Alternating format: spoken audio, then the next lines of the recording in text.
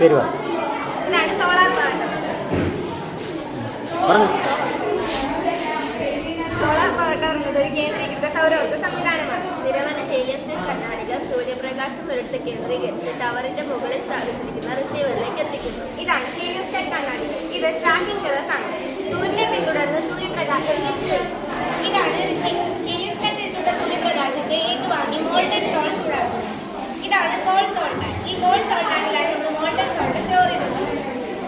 ഈ cold soul ടാങ്കിൽ നിന്ന് മോൾട്ടൺ സോൾട്ട് പൈപ്പ് വഴി റിസീവറിൽ എത്തുന്നു. അതിനുശേഷം ചൂടായ മോൾട്ടൺ സോൾട്ട് പൈപ്പ് വഴി റിസീവറിൽ നിന്ന് ഹോട്ട് സോൾ ടാങ്കിൽ എത്തുന്നു.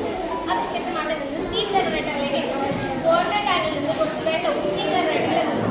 അവിടെ വെച്ച് സ്റ്റീം ജനറേറ്റ് ആകുന്നു. ഈ സ്റ്റീം ടർബൈൻ തമ്മിൽ വൈദ്യുതി ഉൽപ്പാദിപ്പിക്കുന്നു.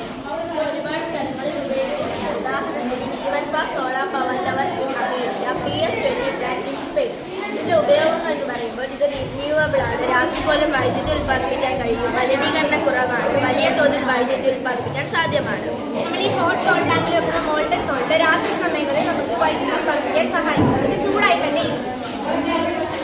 ഇത് മലിനീകരണ കുറവാണെന്ന് പറഞ്ഞു. കാരണം ഇത് ഗ്രീൻ ഹൗസ് ഗ്യാസസുകളോ മലിനീകരണ വസ്തുക്കളോ പുറത്ത് വിടാതെയാണ് വൈദ്യുതി ഉൽപ്പാദിപ്പിക്കുന്നത്. നമ്മൾ ഹൈഡ്രോ എലക്ട്രിസിറ്റിയുടെ കാര്യം പറയുവാണെങ്കിൽ നമ്മൾ ഈ ഒരു ഹൈഡ്രോ എലക്ട്രിസിറ്റി യൂസ് ചെയ്യുമ്പോഴത്തേക്കും അത് നമ്മൾ ഒരുപാട് ഡാമുകളൊക്കെ വെച്ചിട്ടാണല്ലോ ഒരു സംസ്ഥാനത്തിനൊക്കെ തന്നെ ഇലക്ട്രിസിറ്റി പ്രൊവൈഡ് ചെയ്യുന്നത്. എന്നാൽ ഈ റോക്കറ്റ് പവർ ടവർ കൊണ്ട് നമ്മുടെ ആദ്യത്തിനുള്ള ഇലക്ട്രിസിറ്റി ലഭിക്കും. പഴയ സിസ്റ്റത്തിൽ നമ്മൾ വാട്ടറും ഓയിലും സ്റ്റീമൊക്കെയായിരുന്നു ഉപയോഗിച്ചുകൊണ്ടിരിക്കുന്നത്. എന്നാൽ നമ്മൾ ഇപ്പോൾ മോൾട്ടൺ സാൾട്ടാണ് ഉപയോഗിക്കുന്നത്. എന്നാലും ചെറിയ തോതിൽ വാട്ടറും കൂടി ഉൽപ്പാദിപ്പിക്കും.